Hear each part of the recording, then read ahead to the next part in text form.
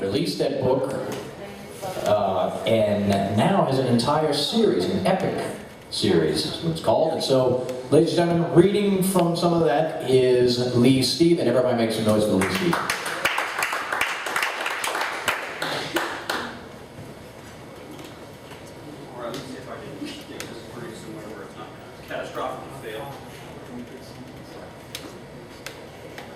Alright, so I will be reading to you guys tonight from Enemy 1, which is the 5th book in the epic series. Now there are 4 other books prior to this one, however you're not going to need to know any of the backstory from them. For this particular snippet, it's just kind of self-contained and self-explanatory. So, you know, it's just meant to convey the excitement and intensity and the fun of epic. I could stand here and I could just, you know, read straight away, just like is expected. That's the normal way that author readings go. But it's typical, but epic is not a typical series, and I'm not a typical dude. And so we're going to do things a little bit differently today.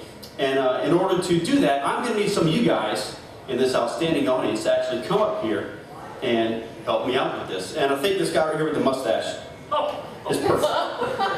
I think you're perfect. I don't have glasses with me. You won't need them. Oh, okay. Yes. Some chairs here. Now, if I can steal 2 other people to come and join this brave gentleman up here, that will be outstanding. If we get two other volunteers, I mean, don't everyone raise your hand at once here. George, do it. George? I think George has been voluntold. Let's do it. All right, here we go. Fantastic. All right, so we have our 3 guys here. I'm going to need 1 more person. By the way, you guys are going to be our character actors for this. So as I am reading this, you know, all you're going to have to do is just do, you know, follow along with the dialogue. As I read, you just go ahead and act it out. I will need one more person. Don't worry, everything is going to be perfectly fine. So there's one other person that I'm going to need for this, and they are the glue that's going to hold this together. So if any of you guys fancy yourselves capable of that level of burden and responsibility, just come right on up. Come right on up. He's looking at you. You never sang a karaoke song. He's looking at you. I think it's going to be you. You look like you can't wait. Come on up. No, we should get Ted. Ted? Who's Ted? Ted. Can we get Ted? I don't know Ted. I feel like I should know Ted. Ted's outside being bald. Yeah, that's it. Go call for Ted. Ted! Ted! Ted's right. Is he? Well, there's 2 bald guys out there. So we're gonna get Ted. We're gonna get someone. Get in here, buddy. There's Ted. Yeah. Here he comes, boldly going into the fray. That's right. And hopefully bringing everybody with him. Oh yeah. See how this goes. Ted is the 3rd founding member of this. This is the 3rd. So Ted, you've been recruited by your friends here, who obviously are looking out for your best interest. But I was explaining that I'm not a typical author, so I don't just want to come up here and just read. I like to get some audience participation up here. And you've been voluntold by your friends.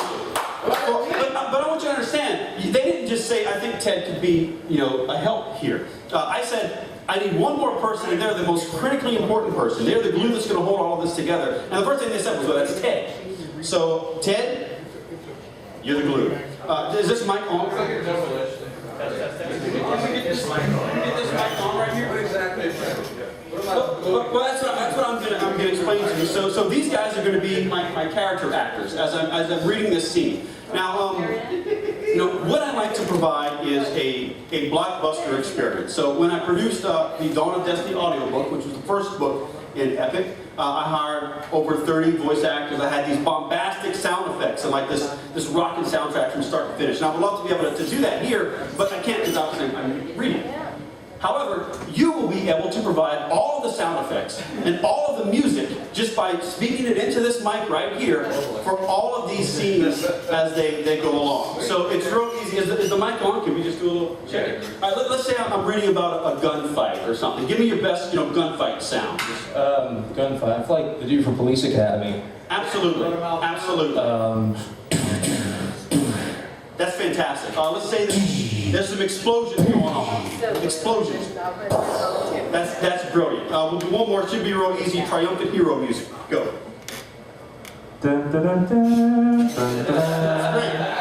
That's fantastic. I don't think you get sued. I don't think you get asked for anything else. And so that's fantastic. So you guys are all set and ready. So you, sir, will be playing the role of Doug. Doug is the pilot of the flying transport called the Pariah. So Doug, you can just sit. The pariah. The Pariah. The Pariah. And we'll go ahead and make Rick. Well, you'll be you can be Scott. Scott is the leader of the 14th of Novosibirsk, which is the unit. So you just go ahead. You stand off right now. And, it's As a leader should. as a leader should. That's exactly right. And you said it was George, correct? Okay. So we have George, Ted, Rick, and your name was Doug. Is that really your name? No, Joe. Joe. Well, I love that you're method actor. This is great. He's got it. We saw him here first. He's the stuff. All right. This is awesome. So George, you'll be playing the role of Beacon, who is the plucky Irish comic relief. So what I'm actually going to have you do right now is just stand back here and just wait, and you'll know when you come up, and just come right on in. All right. So the last role is obviously going to be for the audience. So you guys are going to have something to do too, and that is basically to encourage these guys and clap for them and cheer for them and hoot and holler. And anytime I indicate, hey, I need some sounds from the audience, just give me something. Give me something to go with them, lift them up. Carry them through this. I personally, I don't think this is going to be a total train wreck at all. So let's. With that said, let me set the scene.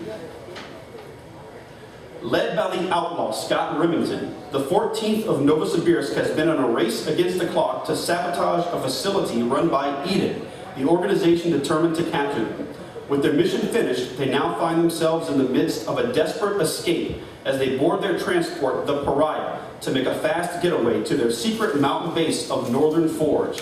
Little do they know, however, that a sniper is perched and waiting, ready to deliver the 14th a fatal blow.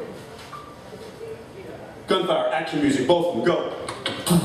Get him on board, Scott shouted at the top of his lungs, waving on his comrades, as they ran up the hallway of Tommy Station and toward the waiting Pariah. Its rear bay door opened against the front door of the facility. Ahead through the smoke and sprinklers, the shapes of the interior team could be seen desperately making their way forward. The instant the last of the interior team was inside, Scott shouted for Doug to take the Pariah up. Take the pariah up, Doug. With pleasure, Doug said, engaging the vertical thrusters, which look oddly like a steering wheel. It's a very strange design here. What's a pariah? Engaging the vertical thrusters as the cursed transport lifted from the ground. He shouted, hold on everyone, we're flying. He shouted, hold on everyone, We're flying. Jay, get everything secured back there, Scott yelled, pointing back to the troop bay from his seat next to Doug. He's sitting next to Doug. Oh. No, it's you. Here's the leader. Scott, you're sitting next to Doug. The plane's on its way. Okay, all right, Doug, make sure we're not crack. Make a crack sound. Perfect. Scott jumped as the shot rang out. Small pieces of some kind of debris tattered against his faceplate and armor. Withdrawing his hand and whipping his head back around, he searched frantically for the source of what sounded like a very bad sound. That sounded bad. That was awful. Right. It took but a half second to find it. It was the windshield. Square in the center of the pilot's side of the cockpit glass was a small circular hole. Cracks spindling out from its center. What the hell was that? Scott shouted. What in the hell was that? Doug! He looked at the pilot. Did someone just... The words, shoot us, never came out. For the moment Scott looked at Doug Withers, he went rigid. Doug's head was slumped over. The faceplate of his helmet shattered inward. Behind him, staining the entire back of the pilot's seat, was blood and brain matter. Time stood still. That blood is Doug's, Scott thought. Doug just got shot in the head. Oh my God. Doug is dead. Dramatic music. Dramatic. The gravity of the moment lasted merely a moment before realization and emotion gave way to a horrible reality. Doug was dead. Their pilot was dead. No one was flying the Pariah. Oh my God, he yelled. Oh my God! Unlatching himself, Scott dove into the pilot's seat, or at least as much as he was able. Okay, cool. Forcing himself into a position where he could awkwardly grab the controls. Joystick moves, throttle goes. That was all that Scott knew. pulling the stick to the left. All right, Scott's stomach turned as the pariah's nose aimlessly rolled that direction. Behind him in the troop bay, the collective of operatives fell toward one side of the ship. Everyone go, ah! You know, a lot of times, you know, as an author, people ask you, like, you ever imagine what your books would be like in the movies and on the big screen? I have to say, like, it's not as good as this. We're getting some marks here. From the troop bay, a pained David yelled, "What the hell's going on up there? You guys doing a barrel roll?" "I need someone else in the cockpit right now," Scott yelled. Get in here, somebody, damn it! Get higher. They had to get higher. Vertical thrusters, vertical thrusters. Where are the vertical thrusters? He had no idea. Leaning over Doug's body, Scott pulled the joystick back, sending the pariah's nose pitching skyward. Good enough. Punching the throttle, the pariah was suddenly sent rocketing ahead. Once again, the occupants in the back shouted in unified surprise. It's like a surprise party. Contorting his body to clumsily unlatch Doug from the pilot seat, Scott kept one eye on the sky and one on the joystick. With every second that passed, he found himself fighting to course correct in order to keep the ship going in a straight line. And each correction seemed a bit too much. Again, he screamed back into the troop bay for help. Help! It was Beacon who burst through the cockpit door and said... He burst through the cockpit door and said... Hey guys, you need some help with this blade? When the Irishman saw Doug's body, he gasped. Holy shit! Get him out of the seat, get him out of the seat, Scott said, shoving Doug's body to the side as best he was able. Snatching Doug by the armpits, Beacon dragged him out. Freeing up the pilot's seat. For the first time, Scott was able to look ahead as Doug would have. The very first thing he saw and felt was the bullet hole. Wind was whistling through it. Perfect. At speeds the glass wasn't designed for. I have to go slower. This glass is going to shatter. Gripping the throttle again, he said, "Hold on." Hold on! He pulled it back to the halfway point as forward thrust of the transport immediately dropped off. Fast. Beacon was flung into the clean part of the glass with Doug's body. While Scott once again tried to level the ship off. "What in the bleeding hell happened?" asked Beacon as he struggled back to a stand with the fallen pilot. "What happened to Doug?" Scott explained everything by saying, Doug's dead, man. Doug's dead. right. Scott then said, "Get his body in the back, close the cockpit door, and sit in that vecking chair." You heard what I said. The Irishman did as he was told. The Irishman did as he was told, releasing Doug's body into the troop bay, sealing the cockpit door shut, then practically falling into the co-pilot seat as he struggled to strap in. All right, Doug, you're finished. Everybody clap your hands for Doug. I'm being honest. That was some of the best death acting that I've seen. Your real death is half as good as that? That's going to be outstanding. It won't be long. What the hell happened? Asked Beacon. Someone shot him. A sniper. Someone. They shot him in the head, said Scott. They were wasting time on the already known. We've got to fly this ship. Gotta fly it. Beacon started and then stared at him. We? But who the hell else is going to fly it, Beacon? I don't know how to fly a bleeding vulture. This felt like they were stalling. Were they stalling? What exactly was stalling? I wish I was Dirty Gator again. I don't know either, Scott said, but if we don't figure this out, it's going to be a really short flight. Beacon searched frantically across the control panel. What's what in here? Is there an autopilot? I don't know, said Scott. I don't know if it even works. The pariah had been stripped of virtually every internal component by General Thor. Scott had no idea what the ship could or couldn't do. Look in the glove box. Grab the instructions. Glove box?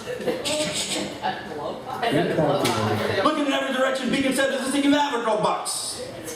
A sleeve, a pocket, anything, Scott said, where Doug might keep the instructions. I don't think Doug needed to read the bleeding instructions, said Beacon.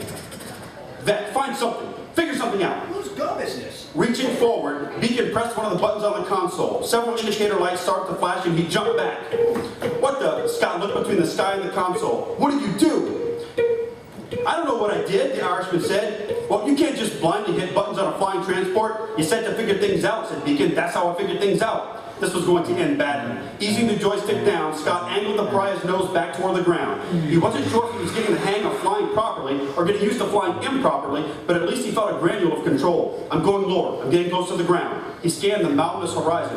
We've got to go north. That's north, right? Is that north?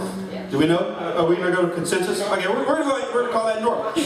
North is opposite. Why the hell do you want to fly close to the ground, said Beacon. Oh, I don't know. we won't be detected, right? Scott said. A second of silence passed.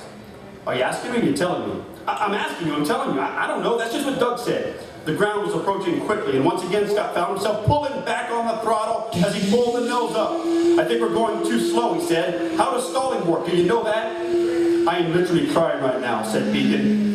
Tiffany. They needed to contact Tiffany. If there was one person who could get them through this, one person who could direct Scott on what he was supposed to do, even in the midst of her own aerial battle, it was her. The Valley Girl just became their only hope. Musical build-up. Heroes coming. Grabbing the Pariah's console comm, the one component of the transport he knew how to operate, he cued in the Super Wolf fighter pilot. Feathers, come in now, he said. That's Scott. Feathers, come in now, Feathers. Snarling back through the comm, Tiffany said, what part of I can't talk right now didn't you understand? Scott explained everything. Sorry. There was a pause. Come again? Once again, I said it again. Okay, you mean Doug is dead? Yes. Dead as in dead. Yeah. How the hell do I fly this ship? Another pause ensued. This one so long Scott wondered if communication had been lost. In front of him, wind whistled through the cracked hole in the windshield. What would happen if that crack expanded? Would the entire canopy break apart? Would he and Beacon be sucked out? Would they be completely unable to control anything at all? These were all things he needed to know desperately, and so he called for Tiffany again. Tiffany, come in. I'm coming in fast, she answered, her voice heavy with urgency. What's your location? Looking out of the window, Here. Scott saw trees. We're over a bunch of trees, he said. Yeah, I don't think that's going to be helpful, said Beacon. By the sound of Tiffany's voice, it wasn't. Trees? I need coordinates, vectors. Okay, we're heading straight north? He looked at Beacon. That's a direction, right? Straight north? Yes, Beacon said. North is a direction. I meant to a pilot. Tiffany answered. What I'm going to need you to do is relay your actual coordinates to me. I can't track you because you don't have a transponder. Snapping his fingers to catch Beacon's attention, Scott pointed at the console. Find our coordinates. Beacon stared at the console. How hard is it going to be to land this thing? Scott asked Tiffany. There was an unsettling pause before Tiffany answered. On flat ground, I could probably talk you through it, but Scott already knew where this was heading. Okay, being totally honest, you're not going to be able to park that thing in Northern Forge by yourself, even with me telling you what to do. It's actually kind of tricky. Scott figured as much. Once I find you, I'll follow you somewhere where you can land on open ground. I'll park next to you, then come aboard and fly the Pariah myself. What about your Super Wolf? Scott naturally asked. Tiffany answered, the Super Wolf has autopilot. It has the route to Northern Forge already programmed. It'll land by itself. Wait till I find you, then we'll find a landing spot together. Vertical thrusters can be kind of tricky too. So much about this was kind of tricky. Scott was realizing just how much more Doug knew than what they'd given him credit for. I feel like no one has given you a whole lot of credit, Doug, but I want you to know that we're realizing now how big you played, how big a role you really had here. Rain, little ice. We'll do whatever you say, said Scott. Pointing at the radar display, the Irishman's tone shouted jovially. Scott followed Beacon's gaze to the display where a dot appeared at the very bottom. Tilting his head, he gazed at it curiously. There was no doubt about it, another aircraft was coming. We see you, Feathers, Beacon said through the comm. Something churned in the pit of Scott's stomach. There was no way Tiffany had made it back to them that quickly. They'd only been on the channel for a few minutes. I don't think that's her, said ominously. Ominous music go. Hey, Tiff. Ominous music. Ominous music. Distinction. Hey, Tiff, are you coming up behind us right now? Huh? No, I'm totally nowhere near you guys yet. Oh no, Scott's heart rate increased. That's another ship. You got to be kidding me, said Beacon. You got That's fantastic. That's fantastic. You gotta be kidding me! That is awesome. That's another Viking ship, said Scott. Danger, danger, music, danger, danger. Danger. Tiffany's voice crackled through again. Did you guys say you saw another ship? Yes! Yes. What's the identification on it? Peering at the new dot, Scott read the number atop it.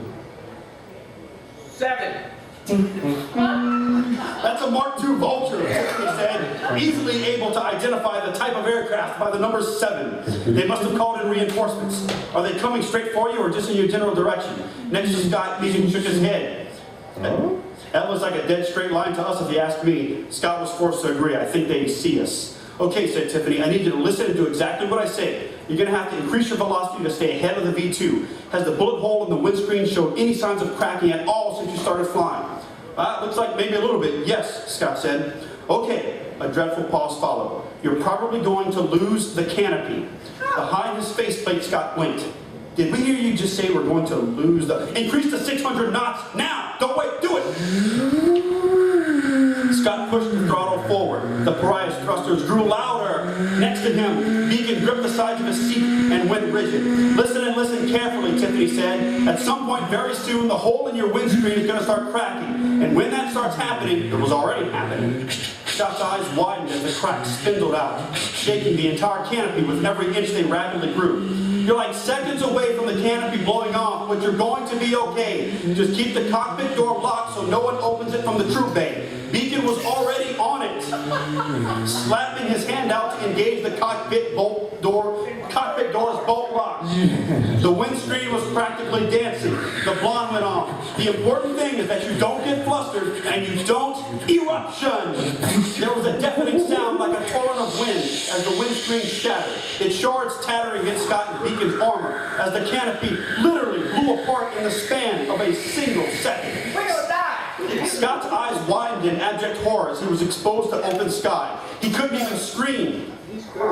Forcing his head down against the onslaught of wind, Scott stared at his hands on the controls. He could literally hear nothing. Not Beacon, not Tiffany, not a thing beyond the incessant roar of the pummeling wind. Okay, so I'm not feeling it. I'm not feeling it. And look, I don't blame you two guys up front. I think one of the problems is that maybe you're not feeling it too. So what we got to figure out is how can you feel this situation? Is there a way that we can make you feel this wind and really feel like you're in a... Hang on one second. I think I have... I feel it. Wrong wind. Oh, God, I've never been so angry. Wind.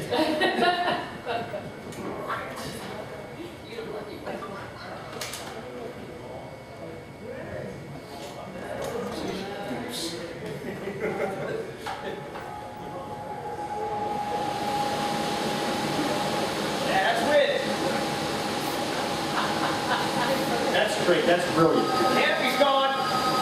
Focusing on the airspeed indicator, he saw a reading of 550. He wasn't even going as fast as he was supposed to be going.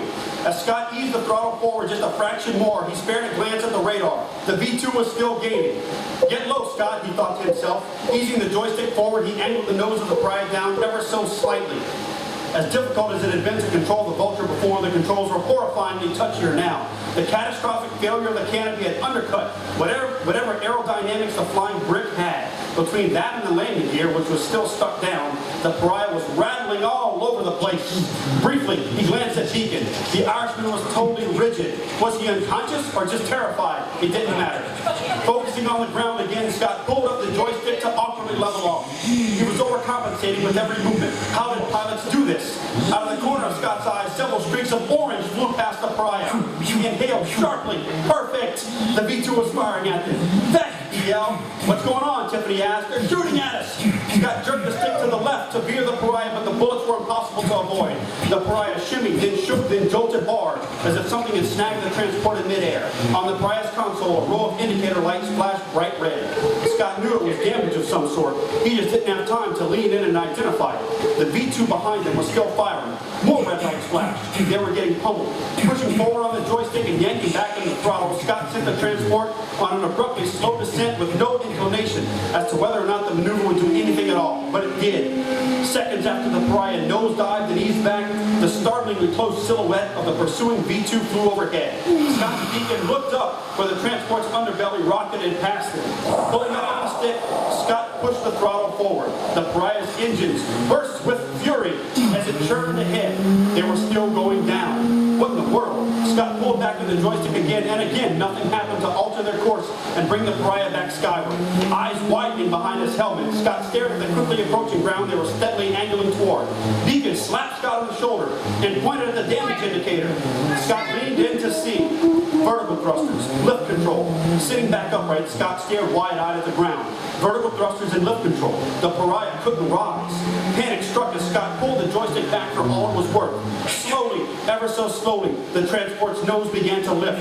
No mind was paid to the V2 where it was or where it was going. The only thing Scott saw was death as they barreled toward it in a vulture without a canopy, being flown by two men who knew nothing about flying. Treetops whizzed past them. The details becoming more defined with every passing second. Still, the pariah was pulling up slowly. Turning his head, Scott pulled back harder as the slapping sound of treetop branches slammed into the pariah's nose. He could feel the pieces of the small treetop branches hitting him. And then, air. The pariah leveled off, its nose tilting up just enough to bring the cursed transport back over the treetops. The slapping stopped. The sky became their dominant view. As if something on the transport just clicked, the pariah burst forward with newfound vigor, its velocity noticeably increasing as the granule of control returned. Hey, are you listening to me? The screaming voice in the headset almost made him jump. It was Tiffany. In the middle of the rush, he blocked her out completely. Screaming at the top of his lungs, he said, "I am now!" I am now. Where the heck have you been? Where the hell have you been? No, she's asking you. I don't know. Above some trees. We got shot and we almost crashed. And trees. He stared at the radar again. The V2 was nowhere to be seen. When Tiffany spoke back, she sounded shocked. You got shot? Bad? I think we're okay, Scott answered. We're still fine. What got damaged? He looked at the console again. A third indicator was flashing. Pilot assist. Vertical thrusters, lift control, and pilot assist. A long silence ensued before the blonde spoke again. That's bad. Define bad. You're not going to be able to land. Oh, that was bad. If we can't land, how are we going to get you on board? The roar of the wind was starting to physically hurt.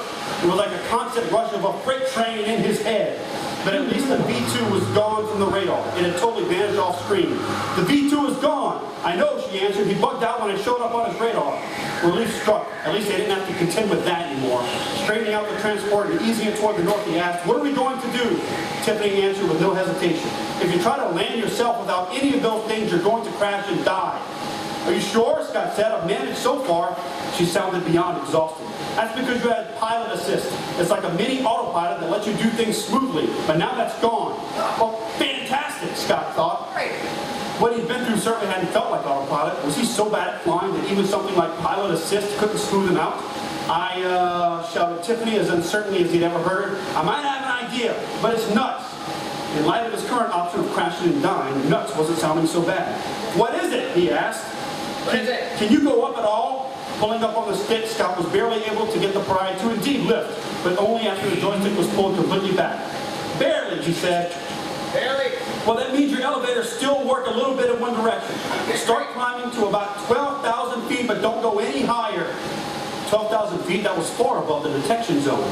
"Are you sure?" he asked. Sure. "You don't have time to argue. Do it now." Pulling back in the stick again, the pariah slowly began its upward ascent. "What's the plan?" Scott asked as their altitude increased. There was a pause. "I'm going to come aboard." Scott blinked. "What?" "We're going to climb to 12,000 feet together, side by side. Then you're going to nosedive, kill all thrust, and deploy the pariah's emergency parachutes. I'm going to hold position over you, open my canopy, and skydive to you." She could not be serious. "Tiffany, that's not possible." She's gonna die. "It is. I've actually seen it done." "Seen it done by who? Pilots do this?" "I saw a stunt person do it." "A stunt person? You're not a stunt person." "No, but I'm a skydiver, and I'm like totally good." This took nuts to whole new heights. There's got to be an alternative. "You're not going to be able to land that plane. You'll die trying." "Can't I just softly crash land?" She cut him off sharply. "We're doing this. I'm already picking you up on radar. It'll be alongside you shortly." There was another pause. "This is going to work," she said. "If you do it right, it's going to work. Trust me."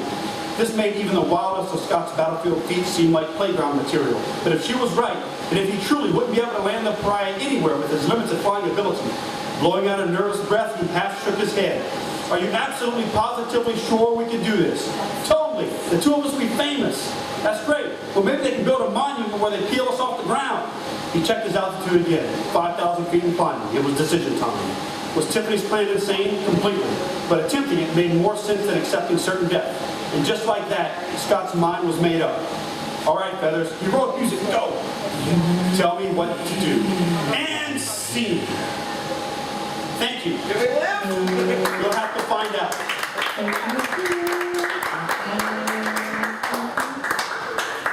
Thank you guys so incredibly much. That was awesome. You guys are awesome sports. And you were fantastic. You were great. But I think we all owe a lot to Doug, who died like no one I've ever seen him die. That was outstanding, Doug. Remember, we saw him here first. All right, guys. So I will be hanging out at this table if you guys want to chat or anything. I do have some books, but I'm up to just chat as well. So hopefully that was a little bit different. Before and now. Hopefully that was a little bit fun. And That was awesome. yeah. Anyone have questions? Okay, so Any questions? this is what the email. Any questions? Any questions? My brother sent me this and he said, "This All right, we're good. Good, 'cause I didn't got drink this water. message from Hey, somebody." thank you guys so much. That was awesome. Hey, one more time for Lee. That was way different than anything we've ever done here. That was fun. It was a good time. For the past few days. What time are we? It was why I received a voicemail and I left a message to apologize. You gotta tell me where it's action. For You guys were great. another role to good That was guys. fantastic. Thank you all. That was interesting. Students went the rest of the Yes. week.